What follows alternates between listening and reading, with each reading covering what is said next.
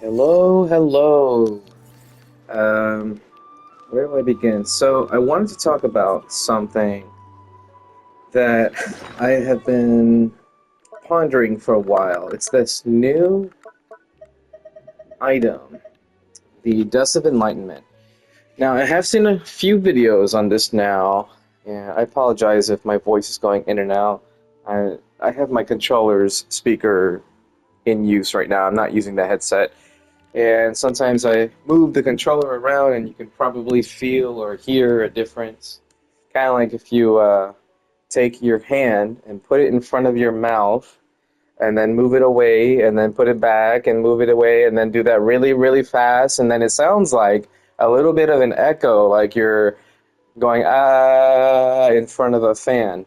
So that's probably what it sounds like when I move my controller around. So I'm really sorry if that's the case. Um, but what I wanted to talk about was this Dust of Enlightenment thing. So I wanted to give my 2 cents, I guess you could say, on this item. Number one, it's different from the Sanctifying Elixir. It is just as difficult to save them, from what I can tell. We're gonna get a new event, Stygian Onslaught, something like that, and we can get like one, maybe two of them from this new event or permanent content. And similar to how right now in Imaginary Theater, oh, I feel a burp coming out. Okay, no, it didn't come out. It's similar to now and how in Imaginary Theater you can get Sanctifying Elixir from theater, which makes sense because we no longer have any other regions in Natline to explore, at least not at the moment, and there's no more uh, tribal uh, bounties, I think. I forget what they're called now. Reputation rewards. There's no more tribal stuff to get. Not the bounties, sorry. I'm stupid. The exploration where you collect these like bangles or rings or whatever and you put them together to form a key to a door in each of the tribes in Natland. There's no more. There are no more tribes to collect these things from. And so you cannot get any more sanctified elixir in the world, at least at the moment. I don't know if they're going to bring any type of elixir reward in the future for like Nodcry and Shiznaya and all that stuff. But as at the moment, we don't have a way of getting them other than the typewriter gadget, right? Battle Pass, and now Imaginary Theater. There might be one other that I'm not remembering, but I think it's just the two, now three ways to get it. So these Dust of Enlightenments are different in that sense because you can get one from the Battle Pass and you can get one or two from the new endgame mode, right? And then it's like, well, I don't see any other ways to get these. I mean, we got two in the mail, so are they going to give us two in the mail every single patch? There's no gadget to create these, similar to the typewriter. So it's like, the implementation of this item is pretty bad. But what the item does is pretty good. So here's a couple things I want to look at. I'm going to show my max level artifacts. Doesn't matter if they're locked. I mean, I'm pretty sure all of them are locked anyway, but just going to go ahead and look up max level. So, a couple things. Let's look at this flower. This flower's not great, right? Energy recharge, defense, EM, crit damage. Now let's look at the details. And like I said, I have been watching other people's videos because I've been trying to understand the levels of use for the Dust of Enlightenment.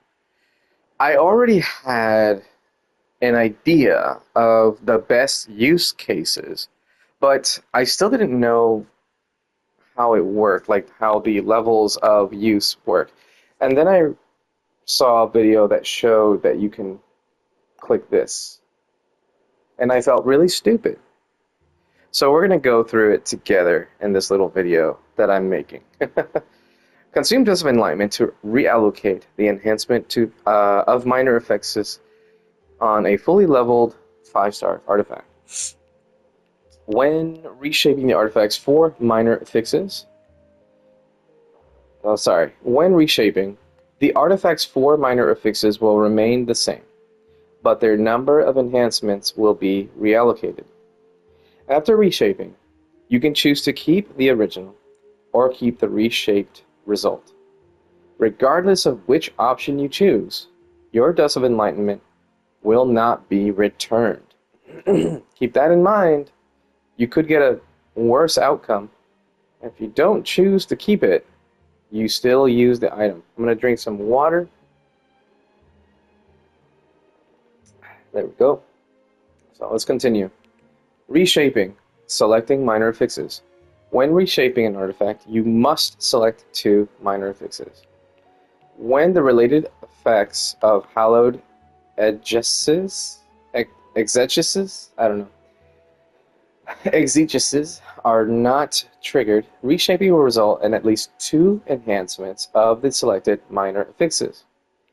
When hallowed exegesis, an advanced reshape effect is triggered. So I think this is the second level, which if you look at the bottom right hand side of the screen, you'll see 3 symbols next to the feather icons where it says hallowed exegesis. So hallowed is the beginning level. Advanced is that middle icon in the bottom right. It's like a circle with an icon in the middle right. That's the middle one. So reading over this again, when a hallowed exegesis advanced reshape effect is triggered, reshaping will result in at least 3 enhancements of the selected minor affixes. When hallowed exegesis decreed reshape effect is triggered, reshaping will result in at least 4 enhancements of the selected minor affixes. The minimum number of enhancements listed above are shared between the 2 selected minor affixes. So that means when you get to the point where you've used so many of these flowers, which again are not too common to get, so this is a lot of, I said flowers, feathers. So this is a lot of feathers to use, and there's not too many ways to get them currently. But eventually you'll be able to get 4 guaranteed rolls into what you want. So keep that in mind. All right, moving on. Reshaping hallowed exegesis. You will gain 1 point of hallowed exegesis for each Dust of Enlightenment you consume. When hallowed exegesis has reached, I'm just going to say X. When hallowed X has reached 6, the current reshaping will consume 6 points of hallowed X and trigger the advanced reshape effect. After triggering 2 advanced reshapes, the next advanced reshape you trigger will be upgraded to a decreed reshape. So, when you consume a certain amount of feathers, you move on to the advanced stage and you get 3 guarantee rolls, and the 2 affixes, the minor substats, whatever that you chose. When you get to the decrease stage, then you get 4 guaranteed rolls in the substats that you chose. Reshaping consumption. The Dust of Enlightenment required to reshape an artifact varies depending on the type of artifact being reshaped. Flower of Life, Plume of Death, 1. Sands, Circlet, and Goblet, 2. Reshaping Sanctifying Elixir. Artifacts that were defined by consuming Sanctifying Elixir will have their designated minor affixes automatically selected before being reshaped. They do not need to be reselected. So if you try to craft a goblet with Sanctifying Elixir and it rolled bad, I want you to consider keeping it still. Any items from here on that you decide to use a Sanctifying Elixir to craft, hold on to them. At least until you've heard the next part of what I have to say. Let me check to see how long this video recording has gone. Okay, yeah, still got plenty of time before it cuts me off.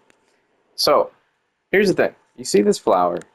Now, I didn't know that this flower was going to be the top choice, but you see 1, 1, and 3.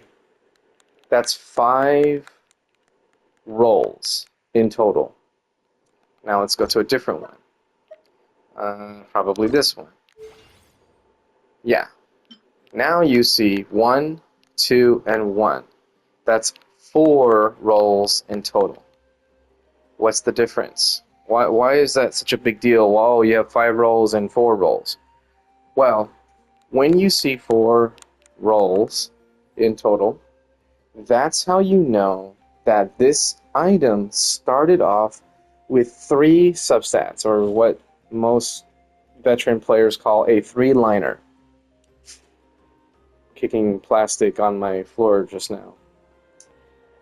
So a 3-liner means that you have to use enough artifacts to enhance it to level 4 to get the final substat, which also means that none of the rolls or none of the materials that you use to get it to level 4 will increase any of the substats. It's just revealing the 4th substat, thus meaning that it's a 3-line starting piece. I would not recommend to use your Dust of Enlightenment on these types of pieces. If you want more information and more detailed examples, just search the Dust of Enlightenment on YouTube.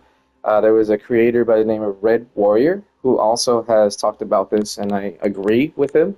This is something that I have been thinking for a while. I just never put it into words or decided to make any kind of content with, because I make videos from the console, so I don't have a webcam or a way to make a fun little video with my own music in the background or anything like that. So this is the best that I can do. Now, one thing I would recommend is if you're going through your artifacts and you're trying to figure out, well, which one do I want to reshape? You don't have to make a decision right away, right? One thing I would remind you of is that in the last stage of these Dust of Enlightenments, assuming that you have such bad luck that you need to get to the last stage of re-rolling an artifact so often that you get a guarantee of 4 rolls out of 5, but 4 rolls. And then consider this: when you're picking the 3-liners versus the 4-liners, at least one of those rolls will still go into a substat that you didn't pick. And that's not a terrible thing. Sure, you might want to have 5 crit rolls, but what if you need energy recharge? Me, I like Beto, right? The character Beto is one of my favorite 4-star characters in the game, if not one of my favorite characters in the entire game. She doesn't just want crit stats. She wants attack percent. She wants energy recharge. She really wants energy recharge, so much so that I've actually lost crit damage by trying to get more energy recharge. But because I have a high base attack weapon, this is just an example. I sometimes switch between this and Beacon of the Reed Sea for more crit rate. But because I have a nice high base attack weapon, then her attacks that does not suffer as much from focusing on energy recharge. And I also have a 2-piece right now. Now, with that said, let's look at this plume. One person might look at this plume and go, oh, this is garbage, right? But look at this. It's a 5-roll piece. That means it's a 4-liner. If I were to use a Dust of Enlightenment on this, I could lose out on my energy recharge, which means I won't be able to burst as often. But hey, maybe I might do more damage. Maybe I might get more crit damage or more crit rate, because I could definitely use more crit rate from what you probably just saw, right? But do I really want to lose the energy recharge? If I pick crit rate and crit damage, which most people will pick, then the game is probably going to focus on crit rate and crit damage, at least for a guarantee of 2 rolls or 1 roll in each, right? At least at the first stage. And who knows, maybe it might still go into energy recharge. I might get the same roll or even worse, who knows? But do I really need to? My crit rate is 7.0, that's fairly high, and my crit damage is 14.8. So for this piece alone, I got high crit rolls. It's not 30 CV, but the roll value is not terrible either. If you look at my beta on something like Akasha for, builds and stuff like that, or like rankings or whatever, you'll see that this plume is actually a 790% roll value piece. It's one of my highest roll value pieces on my account, despite it not having a shit ton of crit. So, if you're rolling something that has a lot of crit rate and crit damage, and you're just trying to min-max the crit rate and crit damage, don't forget that that fifth roll, the one that's not guaranteed, could still go into something else. So, what was the point I was trying to make is you want to pick a piece that, yes, it's a 4-line start, but it also has substats, or at least one substat that you wouldn't mind losing a roll to. So if you have a piece that has, the desired substats other than crit rate and crit damage, maybe pick that one over a piece that just has crit rate, crit damage, flat defense, flat HP. And it's meant to be for Raiden Shogun or Clorand or Arlecchino. They don't really get a whole lot out of flat HP and flat defense, let's be real. So it would be a waste to use a feather or a Dust of Enlightenment on an artifact, even if it was a 4-liner start. It would be a waste to use it on something like that doesn't have any good substats. Because again, if you're really unlucky and you get to the point where I'm re-rolling this one piece over and over and over again, and I finally get to the point where I get 4 guaranteed rolls, and the 5th roll still didn't go my way, at least it might go into something that's useful. So, keep that in mind. Last thing I wanted to say is you may want to consider favoriting the item. So for me, in order to do that, I had to press my touchpad on the PlayStation controller, and now this artifact is favorited. So they stand out when you're looking through your inventory, and I think there's a way to filter it. I'm trying to remember how to do it here. Ascending, quality, level, no, that's not it. No, that's not it. I know that there is a way to do it, but I just don't remember how. Oh, wait. Show 5-star or which they were obtained. No, that's not it either. There's a way to do it. I really don't remember how to show just the favorited artifacts. Obviously, it's not moving my favorited ones to the top because I just favorited, but they will stand out to a degree. So if I'm like cycling through these, for example, I know that I favorited a noblesse piece here. See, it stood out for me, and the thundering. I almost said fury. So these are 2 pieces that I have favorited. This is a off-piece sands that I kind of want to give to my Beto. As you can see, it's attack percent, flat attack, energy recharge, crit rate, crit damage. And it just so happens it's a 4-line start.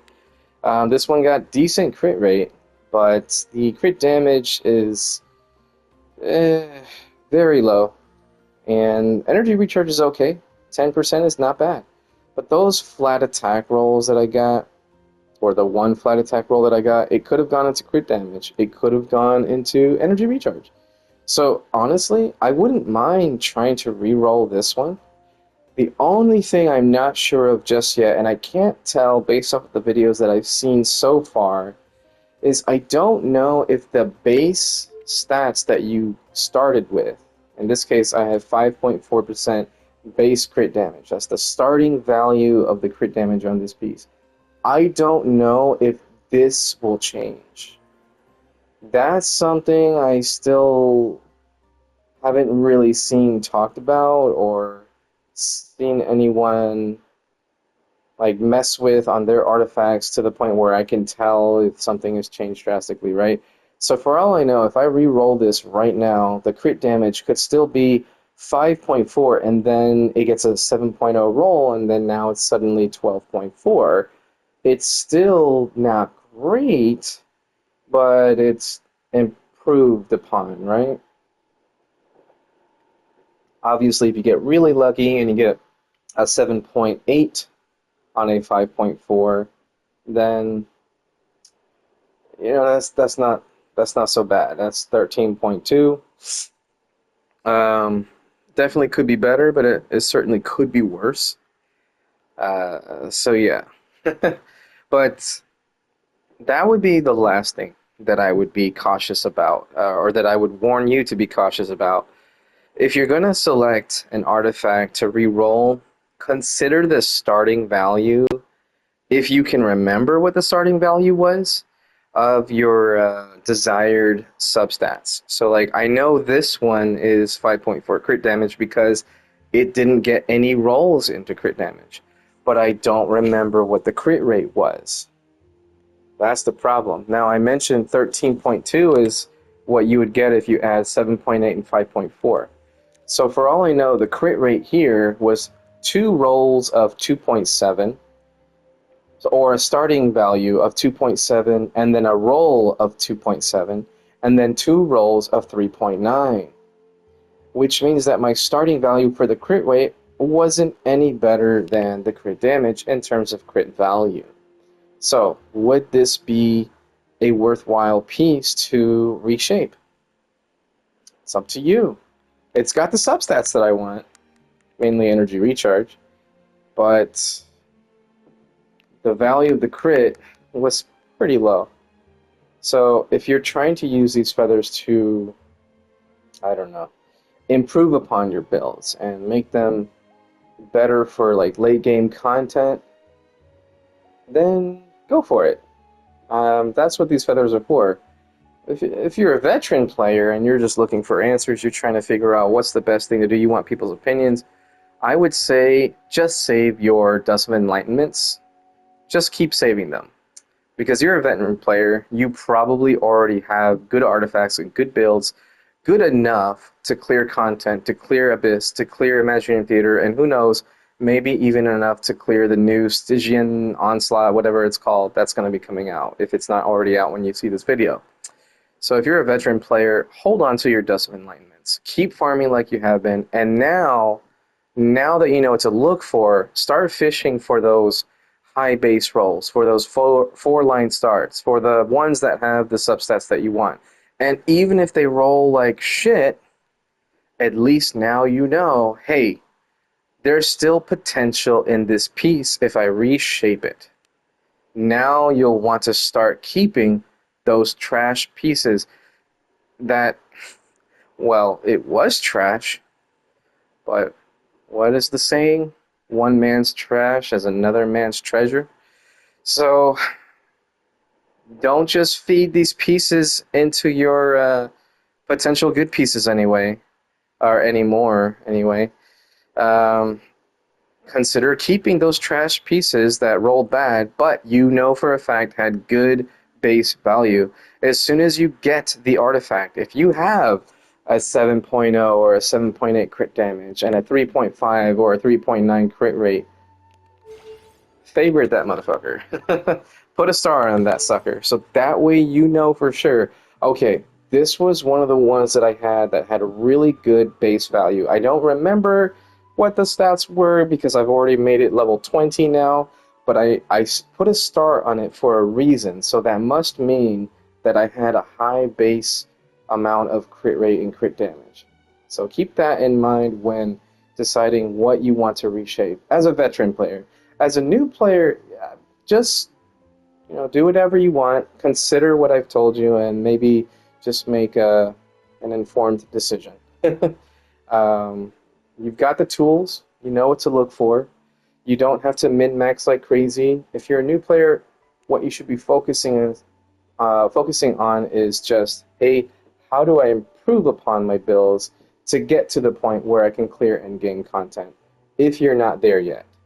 If you're starting to get there, maybe you don't need to use these either. Maybe you can consider yourself not so new anymore, that you've got a decent account, that now you can just start focusing on which artifacts you want to keep overall and stuff like that, just like veteran players should, right? So hopefully this helped a little bit.